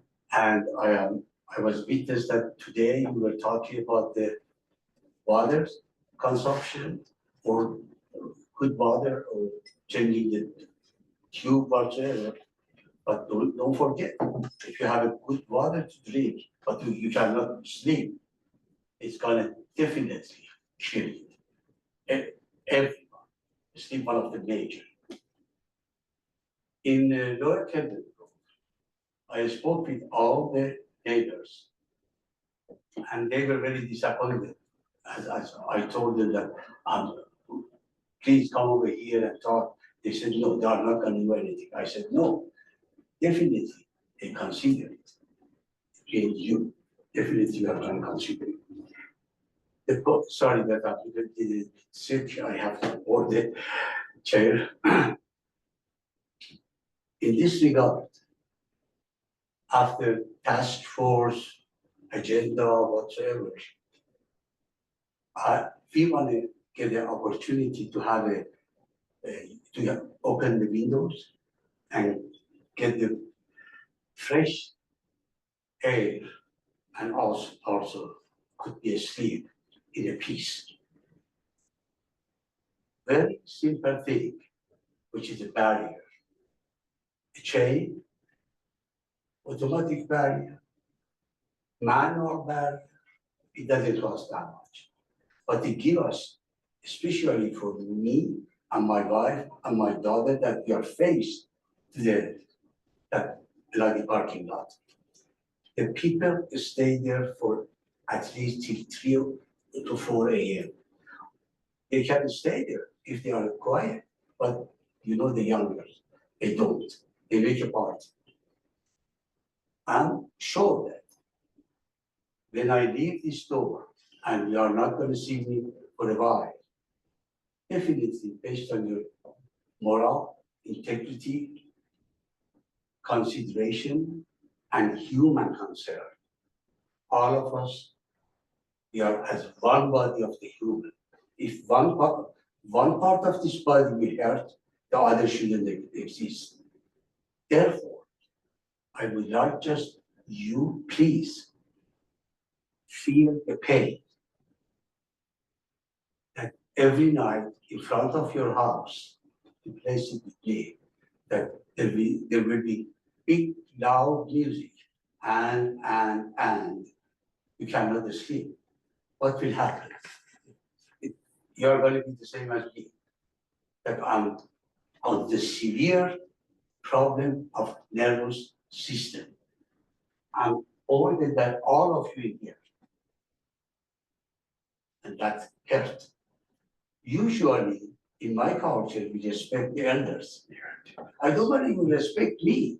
I want you to respect yourself. That the other people cannot sleep. One barrier solve the problem. Your bylaw officer leave about 7 p.m. night. And what happened after that? Thank you to Mr. Luther, Marcus, that he understand and he advised to the CAO to put that big signage that it had been removed. But other 3, 4 signage that was there for 15 years, it was helping us, not hurting us, but they removed it for no reason. When I asked, they said that the council should approve it, but unfortunately they removed it without approval of council. I'm going to stop, Okay, and I leave it to your thank you, Candace. consideration and heart. Yeah. Thank you. I'm sure that you do something for us. We wanna sleep. We are not talking about the big thing. Yeah. Just put it one chain and one of the people that work in the yard or whatsoever, they can just chain it at 10. Okay, thank you very much, Candace. You've been consistently on the same message and asking for help, so I think staff and council have heard and hopefully I'm there's sure an when I opportunity. go home, you're gonna do something about that. Okay, Thank you. thank you. All right, Mr. Barney. Thanks. Good evening, Mayor, Council, and staff. Thanks for offering me some time to speak. Specifically, I wanted to address the ASAP project presented by Carl Burr. Maybe it's just a timely announcement, but the Federal Environment Minister Guilbeault announced yesterday that communities can now apply to the Federation of Municipalities, the FCM Green Municipal Fund. It's a $530 million fund.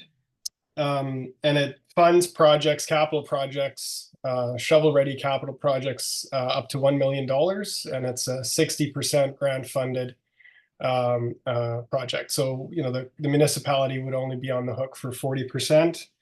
The general theme of the fund is to improve climate resilience. And I went through the project eligibility criteria. And one that stood out to me was that projects that are eligible are projects that are installing, retrofitting, or upgrading critical infrastructure to reduce risks associated with climate hazards. So it seems like a pretty appropriate fund for us to at least consider. I'm wondering if staff, maybe it's already on staff's radar, but I certainly think it seems like the stars are aligning around this ASAP project, which I think is quite vital to provide us some resiliency going forward. So thanks for your time. Okay, any other speakers?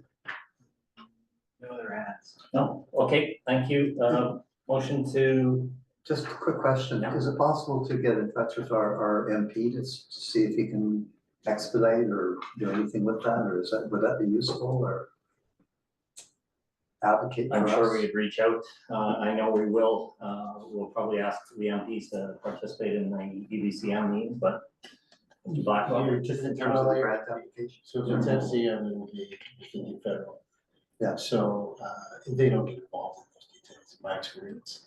Yeah. And there's no time for this project. Mr. Burr has indicated that it has to be operational in 8 weeks. Right. It probably would take you 6 months before you hear back if the application was submitted today.